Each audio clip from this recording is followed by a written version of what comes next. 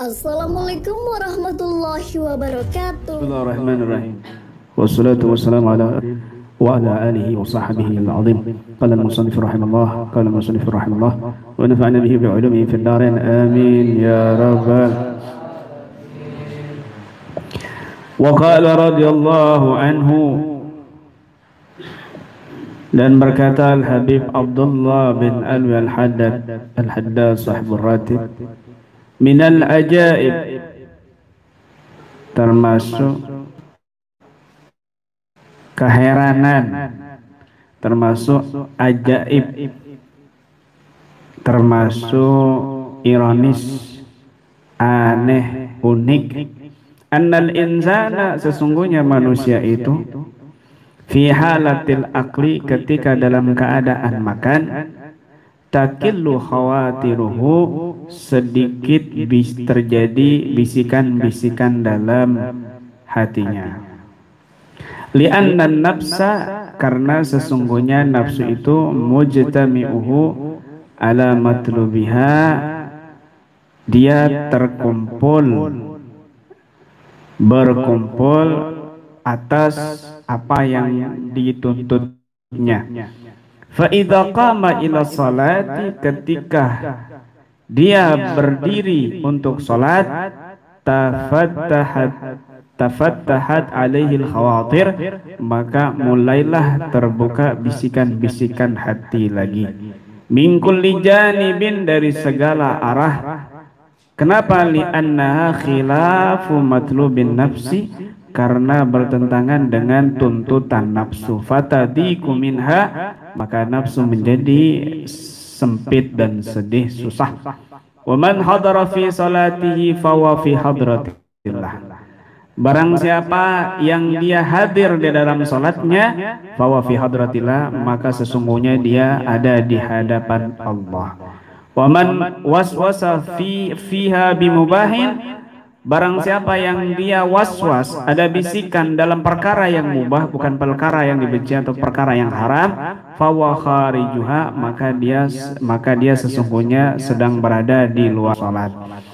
Au bi muharramin, atau waswas dengan perkara yang haram, fahuwa fi hadratis syaitan, maka sesungguhnya dia sedang di hadapan syaitan.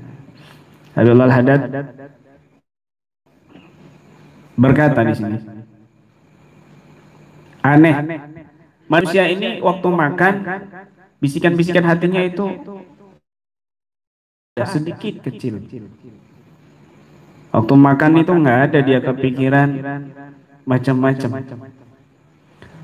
Fokus dan khusyuk. Tidak ada bisikan-bisikan di hatinya. Bisikan setan, bisikan nafsu. Nggak ada.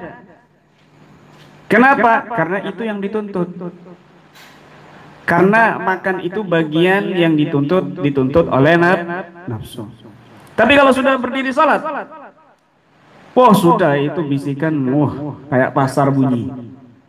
Yang urusan hutang, yang urusan gagal kawin, yang urusan patah hati, urusan istri rewel, yang urusan anaknya sakit, yang urusan bingung nggak nikah-nikah, yang urusan besok diundang mantan. Itu di dalam sholat bisikan bermacam-macam. Di dalam sholat bisikan bermacam-macam. Jangan di dalam sholat, pokoknya hal yang bersifat ibadah. Misal dalam berzikir. Zikir seperti tadi Ratibul Haddad. Tapi kalau di sini tuh ya, ini para pemirsa yang nonton ya, ketahuilah mereka ini khusyuk semuanya. Ya. Mereka ini khusyuk semuanya, apalagi yang perempuan karena ketut satir itu khusyuk semua. Nggak ada gerak. Ya, makanya saya suruh bikin teh biar nggak ngantuk. Begitu. Satir itu sana, bukan sana. Aduh, kamera. Kameramen. Satir masa sana.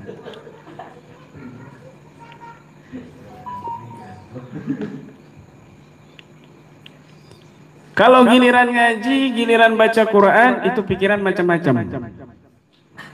Pikiran itu macam-macam karena suara di hati itu bertumpuk-tumpuk. Bertumpuk-tumpuk. Tuh, bagi perempuan, terutama ibu-ibu, yang paling sering lupa rakaat itu ibu-ibu perempuan. Perempuan, Allahu Akbar. Oh iya, tadi ke pasar ya. Allahu Akbar. Tadi beli ikan asin, taruh di mana ya?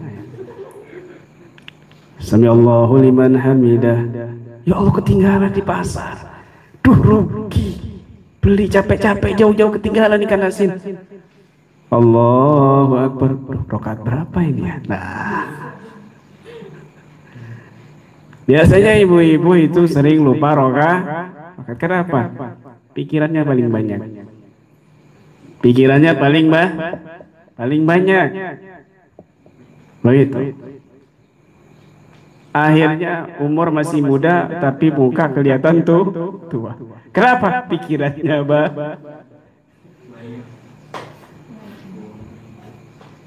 Pikirannya banyak. Begitu. Tapi kalau giliran makan, khusyuk, tenang, nggak terasa, nikmat luar biasa. Apalagi pas lapar itu, masya Allah, sudah wis anteng. Inilah kata Al Haddad, aneh gitu, karena memang keinginan nafsu tertuntut. Makan itu keinginan nafsu. Tidur yang enak itu keinginan nafsu. Kawin itu keinginan nafsu. Kan yang bekerja nafsu. Coba kalau kamu kawin nggak ada nafsu, apa nikmat? Ya nggak nikmat. Didelok itu perempuannya kan gitu. Begitu. Nggak nikmat, kawin nggak punya nafsu, nggak nikmat. Mungkin kamu nggak kawin karena nggak punya nafsu.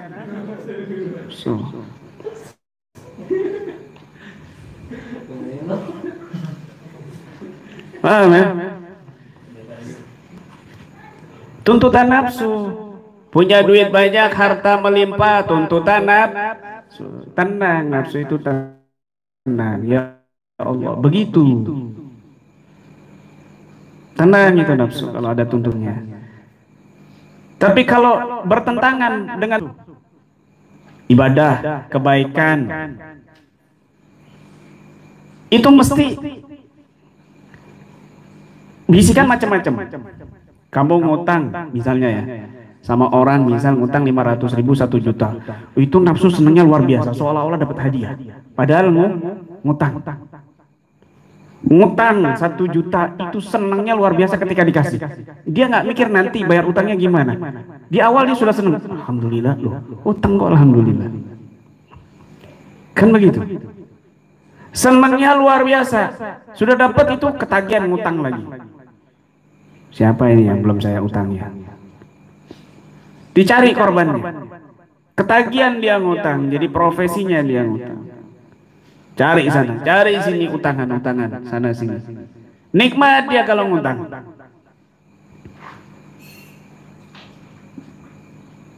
Kalau mau bayar, bingung, sedih. Bahkan kalau ada uang misalnya 2 juta, hutangnya 1 juta, itu bisikan macam-macam. Kamu kan kerja, lo dapat 2 juta lo susah. Kamu jualan keliling-keliling, kamu penanganan pasien, babak belur, sakit, muntah darah.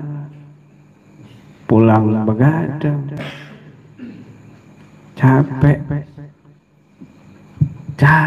kamu ini, tanganan pasien begini begitu. Udah nanti aja kapan aja bayar utangnya. Kamu nggak mikir, kamu capek berusaha keras, itu aja 1 juta kamu lepas. Padahal 2 juta dia dapat. Kan gampang ngambil 1 juta, ini kebaikan ini. Lepas kamu nanti dari beban hidup kamu, lepas. Orang kalau lepas dari beban hidup itu rezeki lancar, insya Allah, begitu. Ini nggak mau dia, kenapa? Bertentangan sama nafsu kebaikan soalnya itu.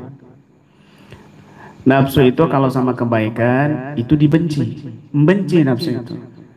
Tapi kalau sama hal yang makruh itu disenangi. Hufatil jannah bil makari. Surga itu dihiasi dengan hal yang dibenci oleh nafsu. Surga itu dikelilingi oleh hal dibenci oleh nafsu. Ya, ibadah sholat. Kalau ditanya nikmat nggak sholat, nikmat bohong. Nikmat nggak mondok, nikmat bohong. Kecuali di sini ya. Nah, satu-satunya pondok aneh di sini.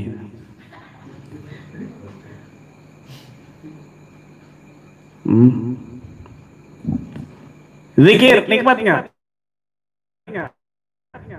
Nikmat bohong. Paham ya? Puasa nikmat, nikmat bohong. Karena itu pasti bertolak belakang dengan nafsu. Pacaran nikmat enggak? Enggak, bohong. Selingkuh nikmat enggak? Enggak, bohong. Kawin banyak nikmat enggak? Enggak, bohong. Paham ya? Maling nikmat enggak? Enggak, bohong. Tidur enggak usah ibadah. Ninggalin sholat nikmat enggak? Enggak, bohong.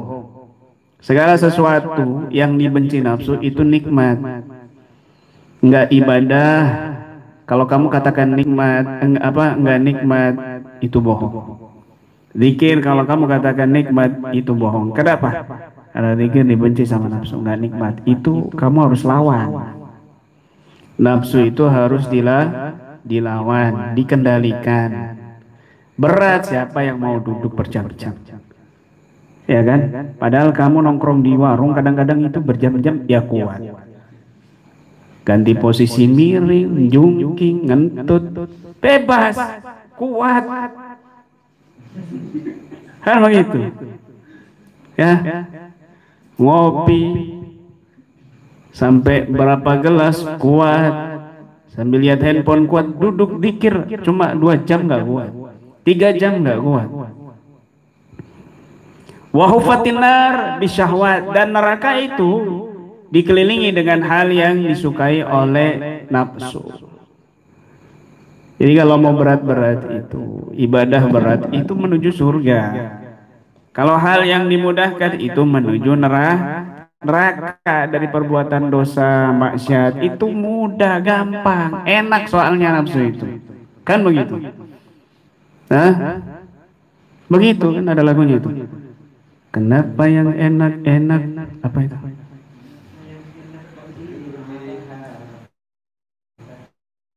Itu di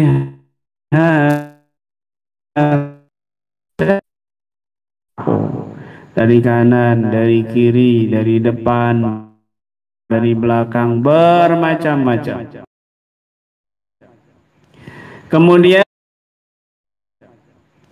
Kemudian barang siapa yang dia sholatnya hadir khusyuk, berarti dia sedang berada Allah. Khusyuk sholatnya berarti dia, ketika sholat itu ada bisikan-bisikan hal yang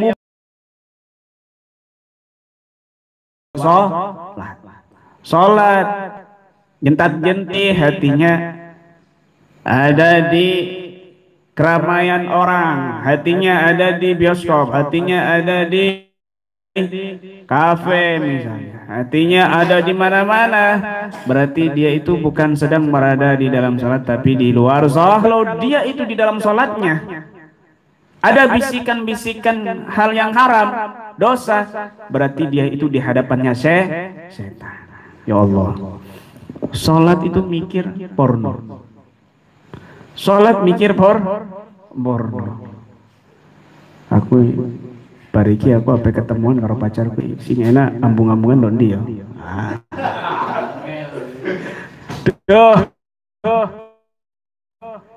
Dalam sholat itu masih berbuat dosa, gimana di luar sholat begitu loh.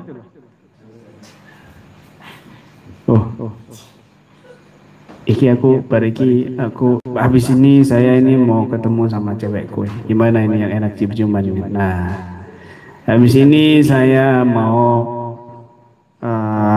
menipu orang ini. Sini supaya gimana lagi strategi buat nipu supaya dagangan saya laris. Itu di dalam sholat.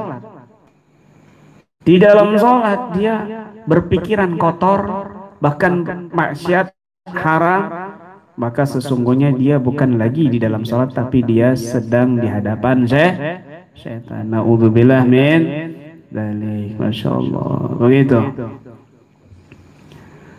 Nah, ini nasihat Abul Haddad yang perlu kita renungi, bahwa bisikan-bisikan nafsu itu ya perlu kita kendalikan dan lawan. Kalau nggak dilawan maka nafsu ini akan kebiasaan. Wa khalifin nafsa wasyaitan wa'asihim wa anhuma mahubbakan nusafatahim. Ya, wa nafsu katifli intuhmilu syab'a alahu birrodai wa in taftimu yan fatimi. Nafsu itu seperti bayi, kalau nggak disapih dia nyusu terus, tapi kalau disapih dia berhenti. Ada seorang guru itu di hadapan muridnya begini, saya ini sudah hampir 1 tahun lebih kepingin makan sate kambing. Duh, kepikiran terus saya kepingin makan sate kambing. Muridnya dengerin aja, ya kan, besok cerita begitu lagi. Tuh enak ini ya, dingin-dingin makan sate kambing ini. Tuh mantep ini. Wow, sambal kecap, sambal sama tongseng, nikmat ini. Temannya cuma bengong aja, santri-santrinya melarat semua kan, miskin semua kan begitu. Ada tamu. Kemudian besoknya lagi cerita begitu gurunya. Duh enak ini ya makan sate kambing ini ya. Akhirnya rembukan, ya rembukan. Reno, ya, Pak Ari, semuanya rembukan. Gimana nih, Kiai kepingin sate kambing. Udah 3 hari loh Kiai ngomong kayak gitu. Gimana? Kita beliin. Ayo. Akhirnya dibelikan sate kambing banyak, sate kambing 100 tusuk, ditutup pakai nampan begitu. Kiai guru, ini kita sudah belikan sate kambing yang engkau bicarakan sudah 3 hari ini. Kayaknya guru kepingin sekali. Oh masya Allah, dibuka. Oh ini nikmat luar biasa ini. 1 tahun lebih saya nggak kena sate kambing. Adanya sate kodok, sate ayam gitu, Brodadi, Suwiki kan begitu. Nah, subhanallah, itu panggil itu santri-santri yang lain, panggil Inging, ya kan, Gembul, gitu. Marfuah, Sururi, panggil semuanya. Mansur, panggil semuanya. Reno, panggil. Cecep, panggil semuanya. Panggil. Yang lainnya panggil tuh yang di jalan-jalan, panggil masuk semuanya. Akhirnya disendokin makan semuanya sampai habis semuanya dimakan oleh santri-santrinya. Gurunya kiainya nggak makan. Ini yang ngasih bingung, katanya Pak Arif. Loh, kok jenengan nggak makan? Iya, setahun lebih nafsu saya kepingin sate. Sekarang saya mau ngerjain sama nafsu saya. Mau saya lawan. Tuh, di depan kamu sudah ada sate. Ngiler kan kamu. Ayo, sekarang saya kasih orang. Mau apa kamu? Ayo, mau gimana kamu? Malah dilawan, dikendalikan, itu nafsunya dia. Itu orang-orang soleh kayak gitu. Paham ya? Kayak gitu. Ya, Reno punya nafsu ngumpulin duit, udah kerja ya kan 2 minggu gayaran. Nafsu. Waduh, Kiai lagi membutuhkan. Kasih Kiai. Inilah orang soleh. Subhanallah. Begitu. Mudah-mudahan kita doakan jadi orang soleh dia ya.